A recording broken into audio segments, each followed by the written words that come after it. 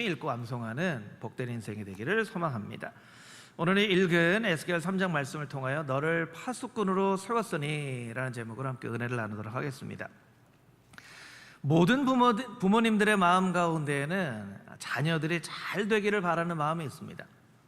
자녀들이 잘 되기를 바라지 않는 부모는 한 명도 없을 거예요. 그런데 이 잘 된다는 것의 의미를 조금 생각을 해보면 이렇게 두 가지로 나눌 수 있는 것 같아요. 하나는 좀 고생스럽지만 의미 있는 일을 하는 것, 혹은 반대로 의미는 조금 떨어지지만 그냥 고생하지 않고 평탄하게 사는 것. 어떤 분들은 이렇게 생각할 수도 있을 거예요. 의미도 있고 고생도 안 하는 삶도 있지 않겠습니까? 여러분, 그런 삶은 없습니다. 우리가 헌신을 하고 수고를 하고 우리가 귀한 것을 드려야 영적으로도 의미 있는 삶을 사는 것이고요, 이 사회에도 의미 있는 삶을 살려면 헌신과 수고가 필요한 것이죠.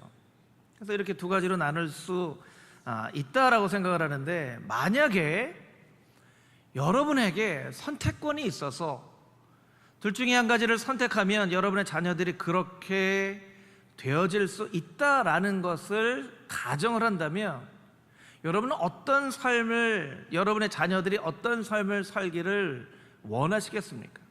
첫 번째, 너무나 고생스럽지만 의미 있는 삶.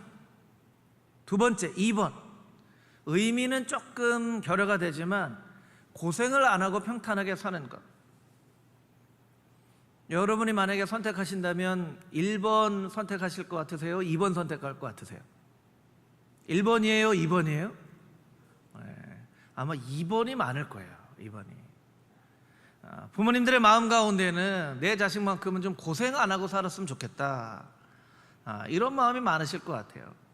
이걸 수치상으로 따져볼 수는 없지만 저는 목사로서 많은 목사님들을 만나게 됩니다. 근데 얘기를 나누다 보면요, 목사님의 자녀가 목사가 되거나 선교사가 되는 경우들이 많이 없어요. 그러니까 목사도 자녀가 고생 안 하기를 그런 바라는 마음이 있는 거죠. 교회마다 요새는 신학생들이 많이 없어요. 예전에는 신학생들이 그래도 있었고, 신학교 간다고 하면 교회에서 많이 격려해주고 칭찬해주고 그랬는데, 요즘은 신학생들이 많이 없습니다. 아마 여러분들 가운데에는 자녀가 선교사로 나간다고 하면 정말 선택을 잘했다, 이렇게 이야기를 하는 것보다 네가 왜 꼭 그 길을 가야 되겠냐라고 이야기하실 분들이 많을 것 같아요.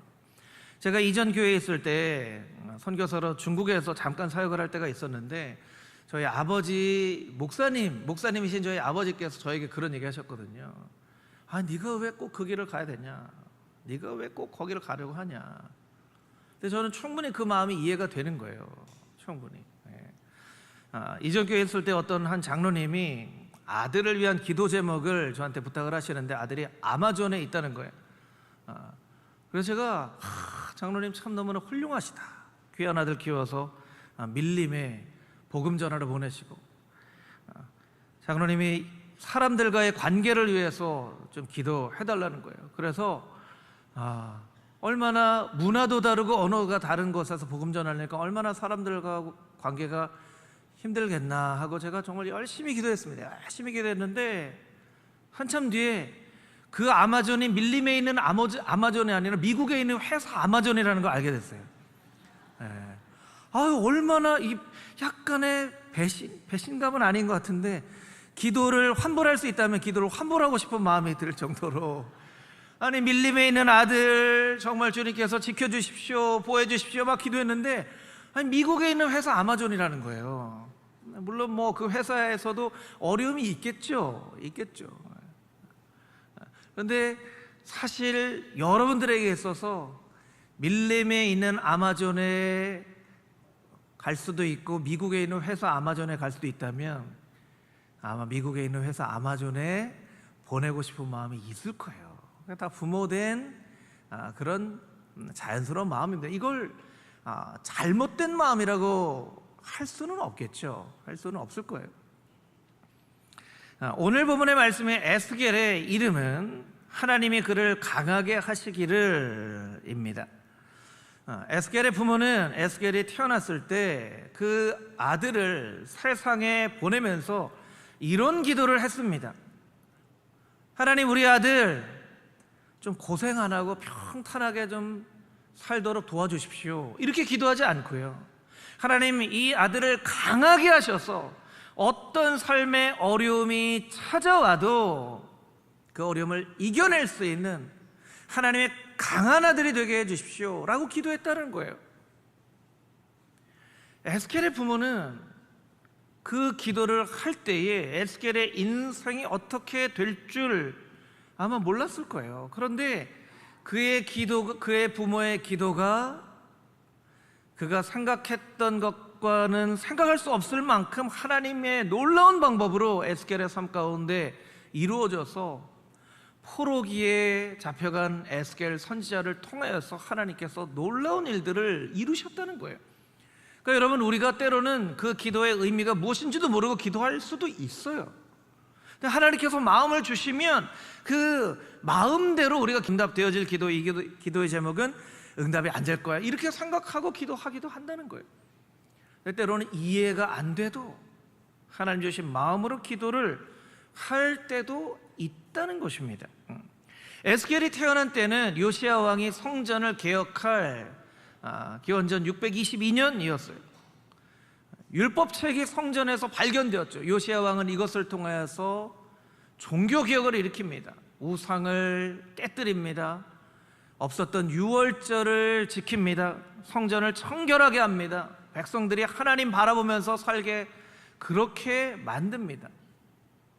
그런데 그 종교개혁은 그렇게 오래 지속되지 않았어요. 왜냐하면 그 당시에 아수르와 애굽과 바벨론 사이의 강대국들 사이에서 여러 가지 이 고민을 했었거든요. 근데 요시야 왕이 전쟁에 나갔다가 애굽에 의해서 죽임을 당해요.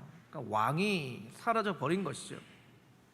그리고 새로운 강자로 등장했던 바벨론에 의해서 이스라엘이 한 번 포로로 잡혀가고 두 번째로 포로로 잡혀갑니다. 두 번째로 포로로 잡혀갈 때에는 여호야긴 왕과 에스겔과 10,000명이 되는 사람들과 대장장이, 공장 이런 사람들을 잡아가요. 그러니까 오늘날로 보면 나라의 핵심 기술자들을 다 데리고 간 거예요.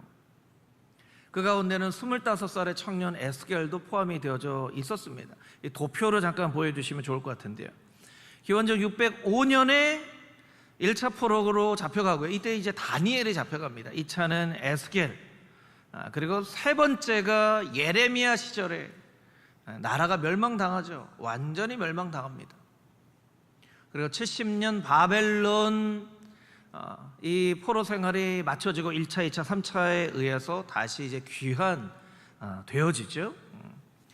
에스겔은 포로로 잡혀간 바벨론 땅 그발 강가에서 포로로 잡혀간 지 5년 만에 나이 30에 하나님께 선지자로 부름을 받습니다. 그래서 오늘 우리가 읽은 말씀이 에스겔이 선지자로 부름을 받을 때의 그 말씀이에요. 여러분, 하나님께서는 에스겔만 부르신 것이 아니고 여러분 한 명 한 명을 하나님의 귀한 종으로 부르십니다. 오늘 본문의 말씀을 통해서 하나님께 부르심을 받은 우리가 어떤 사람으로 살아가야 될지, 어떻게 그 부르심에 반응할 수 있어야 하는지 그 말씀이 기록이 되어져 있는 것이죠. 오늘 말씀을 통하여 두 가지 귀한 영적인 메시지를 들어보기를 원합니다. 우리가 읽은 말씀 10절에서 15절까지 있는 말씀을 다시 한번 한 목소리로 읽도록 하겠습니다. 10절 말씀부터 읽겠습니다. 또 내게 이르시되 인자야, 내가 내게 이를 모든 말을 너는 마음으로 받으며 귀로 듣고 사로잡힌 내 민족에게로 가서 그들이 듣든지 아니 듣든지 그들에게 고하여 이르기를 주 여호와의 말씀이 이러하시다 하라.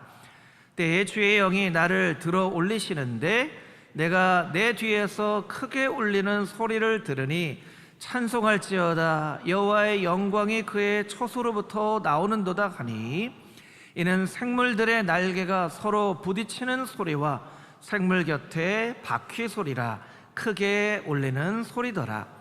주의 영이 나를 들어올려 데리고 가시는데 내가 근심하고 분한 마음으로 가니 여호와의 권능이 힘있게 나를 감동시키더라. 이에 내가 데라비브에 이르러 그 사로잡힌 백성 곧 그발 강가에 거주하는 자들에게 나아가 그 중에서 두려워 떨며 7일을 지내니라. 아멘. 하나님께 소명을 받은 에스겔의 마음 가운데에는 여러 가지 마음과 감정이 교차가 되었어요. 오늘 우리가 읽은 말씀인데 14절 15절을 세번역 성경으로 제가 한번 다시 읽어봐 드릴게요.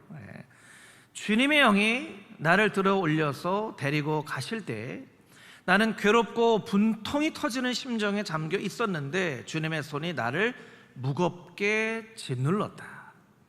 아마도 괴롭고 분통이 터지는 심령은 이스라엘 백성 때문에 생긴 것이고 주님의 손이 나를 무겁게 짓눌렀다는 것은 그 사명의 이 무게를 느꼈다라는 것이죠. 나는 데라비브로 갔다. 그곳 그발 강가에는 포로로 끌려온 백성이 살고 있었다. 나는 그들과 함께 이래 동안 머물러 있었는데 얼이 빠진 사람처럼 앉아 있었다. 에스겔의 스스로를 얘기하는 거예요. 나는 얼이 빠진 사람처럼 앉아 있었다. 내가 이제 어떻게 해야 되지? 내가 어떻게 해야 되지? 이렇게 했다는 거예요. 그럼 이해가 되죠? 나라가 망했어요. 왕이 포로로 잡혀왔어요. 지금 포로로 잡혀온 바벨론에서 하나님께서 에스겔을 선지자로 부르셨는데 에스겔의 마음에 이런 마음이 있었다는 거죠. 아유, 하나님, 선지자로 부르시려면 나라가 망하기 전에라도 부르시지. 나라가 다 망하고 포로로 잡혀와서 이제 그발 강가에 있는데 포로된 우리가 뭘 할 수 있겠습니까? 하나님께서는 분명히 사명을 주셨는데 에스겔의 상황 가운데는 그 사명을 감당할 수 없는 상황이에요. 그러니까 얼이 빠진 사람처럼 있는 거죠. 어떻게 해야 되나, 어떻게 해야 되나, 이런 마음을 가지고 있는 거예요. 여러분, 하나님께서 하나님의 사람을 부르실 때는요, 이런 방식으로 부르지 않았어요. 아들아, 내가 너한테 이제 말씀을 들려줄 텐데 한번 잘 생각해보고 할만하면 좀 선택해라, 이렇게 하지 않으세요. 하나님이 강권적으로 부르세요. 여러분, 왜 하나님이 강권적으로 부르시죠? 하나님은 그 아들이 어떤 삶을 살아야 정말 행복하고 의미 있는 삶을 살지를 정확하게 알고 계신 거예요. 하나님이시니까. 아까 말씀드렸지만 우리 자녀가 고생 좀 안 하고 살았으면 좋겠다, 혹은 좀 고생스러워도 의미 있는 삶을 살아야 되겠다. 왜 이런 갈등을 합니까? 우리는 인간이기 때문에 이 자녀에게 어떤 삶이 가장 행복하고 이 자녀의 인생 가운데 맞는 삶인지를 우리가 잘 모르는 거예요. 확신이 없는 거죠. 하나님은 부르세요. 그런데 에스겔의 마음 가운데 여러 가지 감정이 있는 것 아시고 하나님께서는 어떻게 하십니까? 환상을 보여주시죠. 성령을 보내주세요. 12절 말씀에도 보니까 주의 영이 나를 들어 올리시는데 하나님의 성령을 보내주세요. 여러분, 제자들도 그랬죠. 승천하신 예수님께서 하늘로 올라가시고 제자들이 어떻게 해야 되나 하고 마가의 다락방에서 기도하고 있을 때 성령을 보내주시잖아요. 성령을 보내주세요. 환상을 보게 하세요. 13절에 생물들의 날개가 서로 부딪히는 소리. 이 생물들의 날개는 천사들을 의미하는 거예요. 천사를 보내주세요. 그리고 그 사명을 감당하게 하세요. 여러분, 이것이 하나님의 방법이에요. 여러분, 신앙생활이라는 것은요, 하나님의 방법을 배우는 거예요. 저를 따라서 같이 한번 해보겠습니다. 신앙생활은 하나님의 방법을 배우는 것입니다. 내 방법 내려놓고 하나님의 방법을 배우는 거예요. 근데 하나님의 방법은 너무나 직설적이에요. 너 이걸 해라, 하지 말아라. 성경을 보면요, 해주면 어떻겠니? 이게 없어요. 해라, 하지 말아라. 너무나도 분명히 아시거든요. 너무나도 분명히 아시기 때문에 해라, 하지 말아라. 근데 우리는 연약하고 부족해서 늘 갈등하고 고민합니다. 하나님께서 성령도 보내주시고 말씀으로 우리를 가르쳐 주시고 그래서 교회 공동체가 필요한 거예요. 교회 공동체 가운데에서 또 하나님께 은혜를 받고 은혜가 충만하게 채워질 때 그 사명을 능히 감당할 수 있는 것이죠. 그래서 여러분, 하나님의 방법을 아는 사람들에게 꼭 필요한 것이 있는데, 그것은 무엇이냐면 좋은 영적인 태도와 순종하는 마음이에요. 순종하는 마음이 필요해요. 10절을 다시 한번 자막으로 보여주시면 10절 말씀에 여러분들이 아마 쓱 지나치셨을 텐데 이런 구절이 있습니다. 10절에 내가 내게 이를 모든 말을 너는 마음으로 받으며 귀로 듣고, 마음으로 받으며 귀로 듣고. 원래는 귀로 들어야 마음으로 받는다고 우리가 생각을 해요. 여러분, 그렇잖아요. 누군가 여러분에게 뭔가를 얘기할 때 귀로 듣고 들은 이야기가 받아들일 만한 이야기면 마음으로 받는 거잖아요. 그렇게 하면 안 된다는 거예요. 마음으로 받고, 하나님 무엇을 말씀하시는지 제가 다 받겠습니다. 그리고 귀로 들어야 된다는 거예요. 전적으로 신뢰할 만한 어떤 사람이 우리에게 있다면 모든 이야기를 해봐, 내가 다 받아줄게 하는 마음으로 듣는 거예요. 여러분, 우리는 어쩌면 하나님의 말씀을 잘못 읽고 있는지도 모릅니다. 잘못 듣고 있는지도 모릅니다. 하나님 일단 말씀해 보십시오. 말씀해 보시면 제가 한번 듣고 한번 생각해 볼게요. 생각해 보고 제가 들을 만하면 제가 듣겠습니다. 이런 마음으로 하나님의 말씀을 듣고 있는지도 모릅니다. 그게 아니라는 거예요. 하나님 무엇이든 말씀하십시오. 어떤 말씀이든 하십시오. 제가 다 듣겠습니다. 이런 태도로 하나님의 말씀을 들어야 된다는 거예요. 여러분은 하나님의 말씀 어떻게 듣고 있습니까? 왜 하나님의 말씀은 살았고 운동력 있는 하나님의 말씀이라고 하였는데 왜 여러분의 삶 가운데는 그 하나님의 놀라운 운동력이 나타나거나 느껴지지 않는 것일까요? 그것은 우리가 잘못 하나님의 말씀을 듣고 있기 때문에, 하나님의 말씀의 놀라운 능력이 우리의 삶 가운데 나타나지 않는 것일 수 있다는 거예요. 여러분의 말씀을 듣는 태도가 오늘 말씀을 통하여서 변화되어질 수 있게 되기를 소망합니다. 하나님 무엇이든 말씀하십시오. 제가 다 순종하겠습니다. 하나님 무엇이든 말씀하십시오. 하나님께서 나의 아버지가 되시는데 나에게 꼭 필요한 말씀을 너무나도 명확하게 말씀해 주시지 않겠습니까? 이것이 나에게 선한 말씀인 줄 내가 믿사오니 무엇이든 말씀하시면 내가 다 듣겠습니다 하는 영적인 태도로 우리의 삶이 변화가 되어져야 된다는 거예요. 여러분, 하나님의 말씀을 들을 때 무엇이든 말씀하여 주시옵소서 라고 하는 순종하는 마음으로 하나님의 말씀을 들을 수 있는 귀하고 복된 인생 되어질 수 있게 되기를 주님의 이름으로 축복합니다. 아멘. 16절에서 20절까지 있는 말씀을 함께 읽겠습니다. 16절에서 20절 말씀입니다. 시작.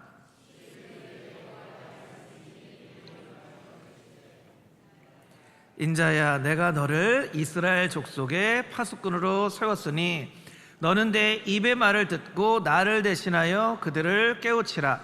가령 내가 악인에게 말하기를 너는 꼭 죽으리라 할 때에 내가 깨우치지 아니하거나 말로 악인에게 일러서 그의 악한 길을 떠나 생명을 구원하게 하지 아니하면 그 악인은 그의 죄악 중에서 죽으려니와 내가 그의 핏값을 내 손에서 찾을 것이고 내가 악인을 깨우치되 그가 그의 악한 마음과 악한 행위에서 돌이키지 아니하면 그는 그의 죄악 중에서 죽으려니와 너는 내 생명을 보존하리라. 또 의인이 그의 공의에서 돌이켜 악을 행할 때에는 이미 행한 그의 공의는 기억할 바 아니라 내가 그 앞에 거치는 것을 두면 그가 죽을지니 이는 내가 그를 깨우치지 않음이니라. 그는 그의 죄 중에서 죽으려니와 그의 핏값은 내가 내 손에서 찾으리라. 아멘. 그리고 나서 7일 뒤에 하나님께서 7일간의 시간을 에스겔에게 주신 거예요. 멍하게 어리 빠진 사람처럼 어떻게 다 앉아있는데 그걸 이제 소화시킬 시간을 주시고 난 이후에 하나님께서 에스겔에게 또 말씀하시죠. 내가 너를 파수꾼으로 세웠다. 힘들지? 이렇게 안 하시고 내가 너를 파수꾼으로 세웠다. 그런데 이것이 에스겔에게 주신 첫 번째 사명은 아니에요. 첫 번째는 제사장으로서의 사명을 주시죠. 1장 3절 말씀에 보면 갈대아 땅 그발 강가의 여호와의 말씀이 부시의 아들 제사장 나 에스겔에게 특별히 임하고 여호와의 권능이 내 위에 있으니라. 이 말씀은 시간적으로는 1장 3절에 있지만 에스겔이 이 모든 것들을 다 경험하고 난 이후에 쓴 것이니까 에스겔이 스스로 하나님께서 제사장으로 불렀다라는 것을 알고 있었을 때예요. 그런데 여러분, 제사장이나 파수꾼이나 약간 이해가 되지 않는 부분이 있어요. 무엇이냐면 제사장은요, 제사를 드려야 의미가 있죠. 제사를 드려야 의미가 있죠. 여러분, 제가 목사인데 예배를 드릴 성도님들도 없고 예배를 드릴 공간도 없고 예배를 드릴 교회도 없다면 제가 목사인 게 무슨 의미가 있습니까? 똑같은 거예요. 이미 이스라엘 백성들은 바벨론에 와서 제사를 드릴 만한 상황도 아니고 예루살렘 성전도 없고 그 어떤 것도 제사를 드리기 위해서는요, 성전도 있고 성막도 있어야 되고 제사에 필요한 모든 그런 기구들이 있잖아요. 근데 그런 게 전혀 없는 거예요. 근데 제사장으로 부르세요. 파수꾼도 마찬가지예요. 파수꾼은요, 뭐 교회가 아니라 군대의 보초 같은 역할이죠. 파수꾼은 어떤 군대라고 예를 들면 군대에 믿을 만한 사람을 보내는 거예요. 세우는 거예요. 그리고 모든 위험에 대한 부분들을 믿고 신뢰하는 거죠. 그리고 나머지 군인들은 편안하게 쉴 수 있는 거죠. 그래서 파수꾼이 자, 일어나십시오. 저기 적들이 쳐들어옵니다. 그러면 사람들이 다 일어나야 되는 거예요. 그런데 파수꾼을 이스라엘 백성들이 세운 것이 아니거든요. 하나님께서 세우신 것이거든요. 그 이스라엘 백성들이, 에스겔이 회개해야 됩니다 해도 그 말을 들어요, 안 들어요? 안 듣는 거예요. 아유, 우리가 너를 파수꾼으로 세운 적도 없는데 뭘 얘기를 해. 바벨론에게 의지하십시오. 아니, 바벨론에게 의지하라고? 무슨 얘기야? 그 파수꾼으로 세웠지만 사실은 의미가 없는 파수꾼이에요. 파수꾼은 그 얘기를 들어야 되는 사람들이 전적으로 신뢰를 해야만 의미가 있는 거지. 아무리 일어나십시오, 위험합니다, 빨리 해야 됩니다 해도 아무런 얘기도 듣지 않으면 이게 무슨 의미가 있냐는 거예요. 여기에는 아주 귀한 영적인 의미가 숨겨져 있어요. 그러니까 제사장이라고 하는 그 역할은 하나님과 백성 사이에서 중재자 같은, 메신저 같은 역할을 하는 것이죠. 백성들의 죄를 가지고 대표해서 하나님께 나아가서 제사를 드리고 하나님의 위로와 구원의 메시지를 백성들에게 선포하는 그런 역할을 하는 거죠. 그 제사장 역할 중에 에스겔이 나 제사장 에스겔이라고 얘기한 것은 백성들의 제사장, 예루살렘의 제사장이 아니라 하나님 나라의 제사장이라는 정체성을 가지고 있었다는 거예요.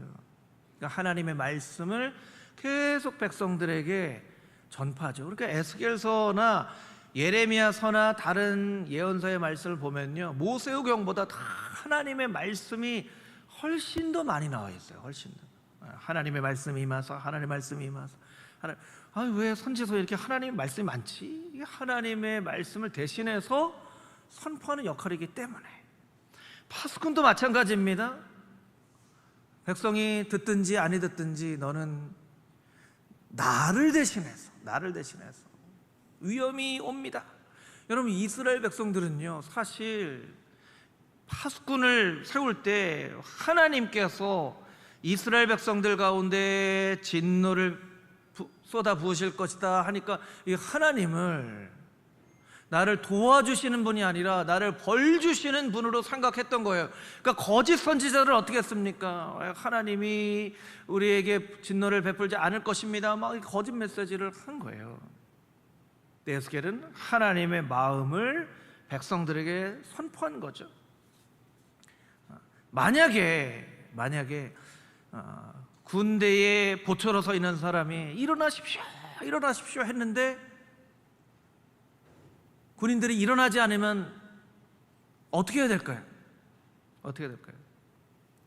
더 큰 목소리로 얘기해요. 처음에는 일어나십시오 하지만 안 일어나면 어떻게 합니까? 일어나! 이렇게 해야 되겠죠. 일어나. 정신 차려! 이렇게 해야 되겠죠. 이렇게 해서도 안 일어나면 더 큰 목소리로 얘기하겠죠. 막 꽹과리를 치고 막 일어나 해야 되겠죠. 이게 파수꾼의 역할이라는 거예요. 예레미야 23장 29절 말씀에 보면 이런 말씀이 있습니다. 우리 자막으로 같이 한번 읽어보겠습니다. 여호와의 말씀이니라 내 말이 불같지 아니하냐, 바위를 쳐서 부서뜨리는 방망이 같지 아니하냐. 아멘. 하나님의 말씀은요, 때로 우리의 귓가에 들려지는 사랑스러운 음성일 때도 있지만 때로는 예레미야 선지자의 말처럼 내 말이 불같지 아니하냐, 바위를 쳐서 부서뜨리는 방망이 같지 아니하냐, 이렇게 하나님께서 우리에게 말씀해 주시기도 한다는 거예요. 본문 말씀에 보면요, 깨우치다라는 말이 여러 번 반복되어집니다. 성경 있으신 분들은 성경을 보시면 17절에도 그들을 깨우치리라, 18절에도 깨우치지 아니하거나, 19절에도 깨우치되, 20절에도 깨우치지 않음이니라. 본문 뒤에 있는 21절에도 깨우침을 받음이며, 이 깨우치다는 건요, 영어 성경으로 보면 워닝이에요. 워닝. 그러니까 경고죠. 경고하라는 거예요. 파수꾼의 역할은 경고하는 거예요. 경고하는 거, 알려주는 거죠. 하나님의 사람들이 때로 잘못 생각하고 있는 것이 있어요. 여러분, 예를 들어 전도를 예를 들 때, 전도는 경고하는 거예요.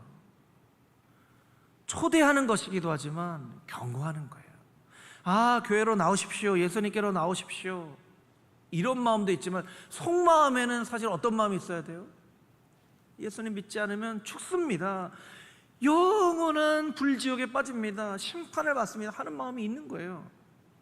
전도는요, 우리가 사람의 인생 변화시키는 거 아니에요. 여러분, 우리에게는 사람의 인생을 변화시킬 능력이 없어요. 돌이키는 것은 이스라엘 백성들이 스스로 돌이키는 것이고, 에스겔에게 주신 파수꾼의 사명은 경고하는 거예요. 신호등으로 보면 노란불 빨간불 같은 거죠. 여러분, 길거리에 신호등에 노란불 빨간불이 없다고 생각하면 길이 어떻게 되겠습니까? 엉망이 되겠죠. 이스라엘이 엉망이 된 거예요.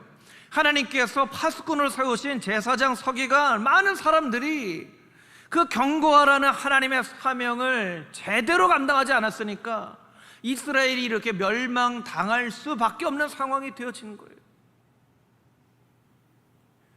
오늘날 이 말씀을 우리에게도 주시는데, 내가 너를 파수꾼으로 세웠으니 하는 말씀이 에스겔뿐만 아니라 우리에게도 주신 하나님의 말씀이라는 것을 생각해 볼 때, 하나님께서 나로 하여금 하게 만드시는 것은 무엇이냐면 하나님의 말씀으로, 마음으로 경고하는 거예요.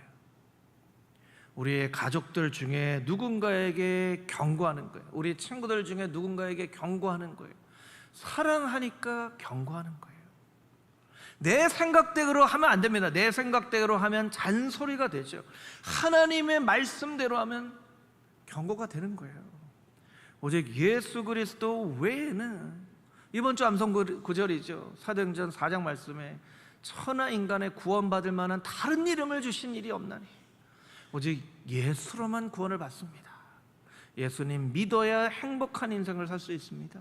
그렇게 죄악에 빠져 있으면 심판이 다가올 것입니다 라고 경고해야 되는 거예요. 우리의 사명이에요.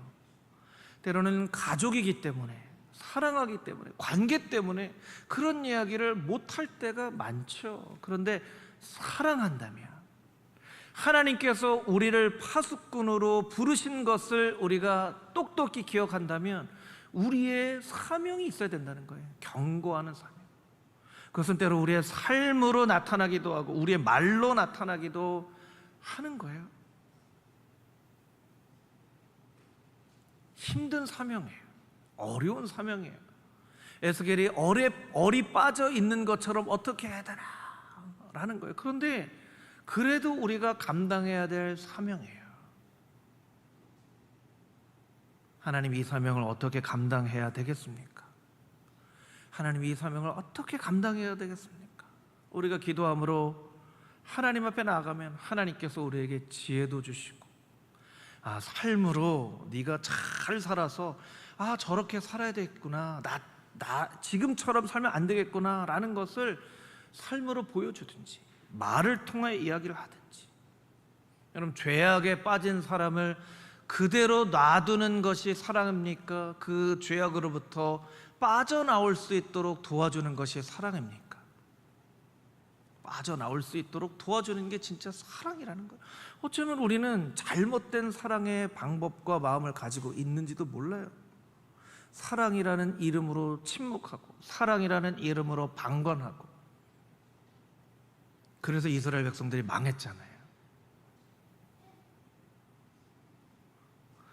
이런 이스라엘 백성들이 겪은 일들을 겪기 전에 내가 너를 파수꾼으로 세웠다는 하나님의 말씀을 우리가 잘 기억하고, 우리 주변에 있는 사람, 정말로 내가 사랑하고 아끼는 사람들에게 하나님의 말씀으로 어떤 삶을 살아야 하는지, 죄악된 삶에 머물러 있으면 안 되는지를 깨우쳐 하나님께로 돌이키게 할 수 있는 파수꾼의 사명을 감당할 수 있는 여러분